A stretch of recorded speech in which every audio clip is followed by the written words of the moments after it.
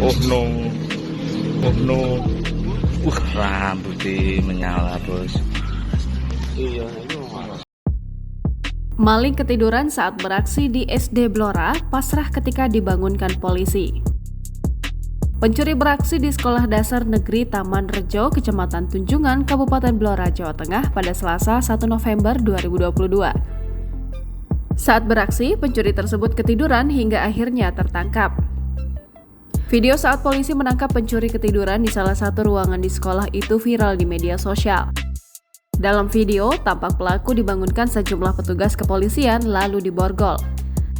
Kapolsek Tunjungan, Ajun Komisaris Polisi Suparlan membenarkan bahwa ada pencurian dengan pemberatan di SD Taman Rejo.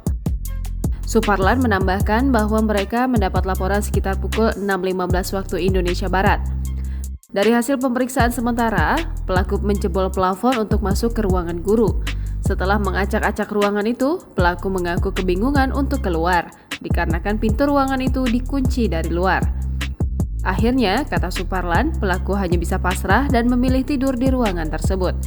Diketahui pelaku kini telah diamankan oleh pihaknya guna dilakukan interogasi. Suparlan menambahkan dari insiden ini, uang tabungan siswa sudah tidak ada atau hilang. Seperti diberitakan sebelumnya, kejadian itu terungkap saat penjaga sekolah mendapati ruang guru telah berantakan. Penjaga tersebut pun segera melapor Kepala SD Negeri Taman Rejo.